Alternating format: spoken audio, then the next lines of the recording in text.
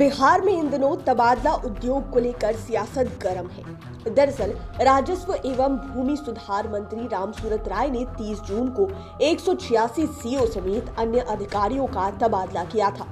उस एक मुश्त हुए तबादले पर बवाल तब मचा जब मुख्यमंत्री नीतीश कुमार ने उससे जुड़े सभी आदेशों पर रोक लगा दी। इसके बाद से ही बिहार में अघोषित तबादला उद्योग पर नए सिरे से बहस शुरू हो गई है। लेकिन जनता दरबार में मुख्यमंत्री कार्यक्रम में कल जो कुछ हुआ उससे लोगों के दिमाग की बत्ती जल जाएगी। लगेगा कि बिचौलिए कहां तक अपनी पैंठ बनाए हुए हैं, कहां अपनी रोटी सेक रहे हैं और किस विभाग में नहीं। लोग तबादला उद्योग पर पड़े हुए हैं और यहाँ बिचौलिए सरकारों को बेच दे रहे हैं। कभी पुल बेच दिया जा रहा है तो कभी तालाब बिक जाती है और अब नया मामला खेल के मैदान को बेचने का। पहले हम आपको यह बताते हैं कि जनता दरबार में मुख्यमंत्री कार्यक्रम में क्या कुछ हुआ और फिर मुख्यमंत्री नीतीश कुमार क्यों गुस्से में आ गए। दरअसल कल 11 जुलाई को पटना के एक अणे मार्ग में जनता दरबार में मुख्यमंत्री कार्यक्रम का आयोजन किया गया था। एक सिवान से ऐसा मामला सामने आया जिससे प्रशासनिक महकमा तो सख्ते में आ ही गया है। मुख्यमंत्री नीतीश कुमार भी हैरान रह गए। सिवान से आए फरियादी ने मुख्यमंत्री को बताया कि सर, मेरे यहाँ हाई स्कूल की जमीन बेच दी गई, वहाँ का मैदान भी बेच दिया गया। यह सब प्रबंधन समिति के सचिव रहे व्यक्ति का पुत्र कर रहा है। जब मैंने इसका विरोध किया तो मुझे धमकी दी जा रही है। सिवान से आए फरियादी युवक ने मुख्यमंत्री नीतीश कुमार से कहा, पुलिस और थाना उन्हीं लोगों की जमीन पर है, इसलिए उल्टे मेरे ही घर पर पुलिस रेड कर रही है। खास बात यह है कि मैदान बेचने की शिकायत मैंने पहले भी की थी, वह भी कहीं और नहीं बल्कि पिछले साल 2021 में भी मैं आपके पास आया था और इसी जनता दरबार में इस मामले की शिकायत की थी। तब आपके स्तर से समुचित कार्रवाई का आदेश दिया गया था, लेकिन दबंग लोग नहीं माने। अब बेची गई जमीन पर पक्का निर्माण कराया जा रहा है। इसके बाद तो मुख्यमंत्री हैरान रह गए कि यह क्या हो रहा है। उन्होंने अफसरों से पूछा कि यह कैसे हुआ, क्यों नहीं कार्रवाई हो रही है, कहां से यह गड़बड़ हुई है, सब पता लगाइए। मुख्यमंत्री नीतीश कुमार ने आश्चर्य करते हुए यह भी कहा कि जब पिछली बार बताया था तो समस्या का समाधान हो जाना चाहिए था। इसका तो कोई मतलब ही नहीं है कि ये क्यों हुआ। ये कह रहे हैं कि पिछली बार आए थे तो इनको दोबारा क्यों आना पड़ा। इस मामले को गंभीरता से देखिए और समुचित कार्रवाई कीजिए। लेकिन सबसे बड़ा सवाल तो यह है कि इस तरह की शिकायत क्या पहली बार सामने आई है। आज न खेल के मैदान के बेचे जाने का मामला मुख्यमंत्री के पास पहुंचा, लेकिन बिहार में तो बिचौलिए सरकारी सामानों को धड़ल्ले से बेच रहे हैं। जिसे जो हाथ लग रहा है वो बेच देता है। सरकारी संपत्तियों को बेचे जाने का मामला कई जिलों में सामने आया। यहाँ तक कि पुल, मैदान, तालाब समेत रेल का इंजन तक दबंगों ने बेच दिया। इसी साल बिहार के रोहतास जिले में पुल चोरी का मामला उजागर हुआ था। जिसने भी पुल चोरी का मामला सुना स्तब्ध हो गया। पुल भी कोई खिलौना टाइप का नहीं था, बल्कि वह 60 फीट लंबा और 20 टन वजन वाला था। ऐसे में चोर के बारे में सहज अंदाजा लगाया जा सकता है कि वह पुल को किसी ब्रीफकेस या अटैची में बंद कर तो ले नहीं गया होगा, न ही उसे कोई टेम्पो या कार में एक बार में लाद कर चला गया। लेकिन सबसे बड़ी बात तो यह थी कि चोरों ने इस हैरत अंगेज चोरी की वारदात को दिन दहाड़े अंजाम दिया था और लोकल अफसरों को इसकी भनक तक नहीं लगी। पुल चोरी का यह मामला नासरीगंज थाना क्षेत्र के अमियावर का था।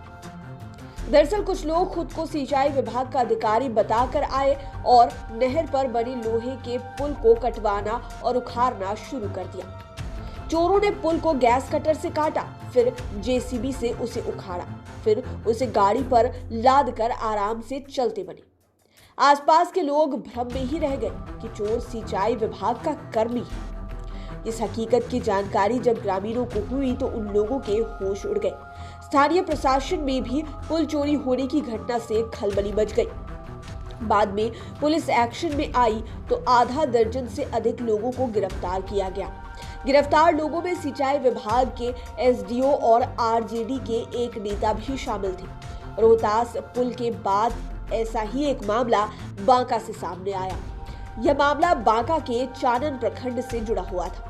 हालांकि चोरों ने रोहतास की तरह इसे तो गायब नहीं किया, लेकिन इसके आधे हिस्से को गायब कर बेच जरूर दिया। यहाँ भी चोरों ने गैस कटर की मदद से वारदात को अंजाम दिया। यह ठीक है कि यह भी डेड पुल था, लेकिन सरकारी संपत्ति को इस तरह चुराना कहां से जायज है। रोहतास और बांका का मामला अभी पूरी तरह थमा भी नहीं कि नया मामला पूर्णिया से आ गया। पूर्णिया में भी अजब गजब की चोरी हुई थी।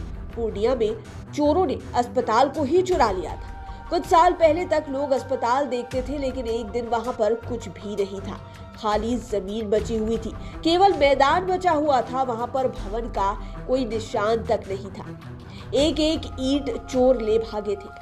दरअसल धमदाहा थाना के पीछे पशु अस्पताल का भवन था, जो जर्जर हो गया। बाद में अस्पताल को नए भवन में शिफ्ट कर दिया गया। पुराना अस्पताल खंडहर जैसा हो गया था। जब पुराने अस्पताल का इस्तेमाल नहीं होने लगा तो चोरों ने उस भवन के पहले खिड़की और दरवाजे उखाड़ कर बेच दिए। इसके बाद वहां की ईंटों को बेच दिया। ऐसा ही अस्पताल बेचने का मामला मुजफ्फरपुर में भी सामने आया।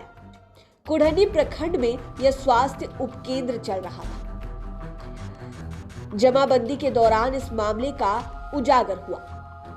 सरकारी संपत्तियों की चोरी की कहानी यही खत्म नहीं होती। सबसे रोचक मामला भी पूर्णिया से ही आया। यह भी इसी साल का मामला है। जून में इस मामले को उजागर किया गया था। इस बार तो चोरों ने रेल के इंजन को ही चुरा लिया, वह भी कोई खिलौना नहीं बल्कि ओरिजिनल इंजन। अब समझ सकते हैं कि दबंग कितने शातिर थे। दरअसल यह मामला समस्तीपुर डिवीजन के पूर्णिया कोर्ट स्टेशन से जुड़ा था। डीजल शेड में कार्यरत सेक्शन इंजीनियर ने फर्जी तरीके से पूरा रेल इंजन ही बेच दिया था। जांच में पता चला कि इंजीनियर ने पुराना इंजन को स्क्रैप माफिया के हाथों बेच दिया है। बाद में इंजीनियर की गिरफ्तारी हुई, लेकिन सवाल तो उठेगा ही कि आखिर जब घटना होती तो पुलिस प्रशासन से लेकर विभागीय अधिकारी तक कहां सोए रहते हैं। दरअसल यह भी सच है कि विभागीय अधिकारियों और कर्मियों की बिना मिली भगत की वारदातें नहीं हो पाती हैं। इतिहास के पन्नों को यदि पलटे तो तत्कालीन मुख्यमंत्री जगन्नाथ मिश्रा के समय पटना के गांधी मैदान बेचे जाने की भी कोशिश हुई थी।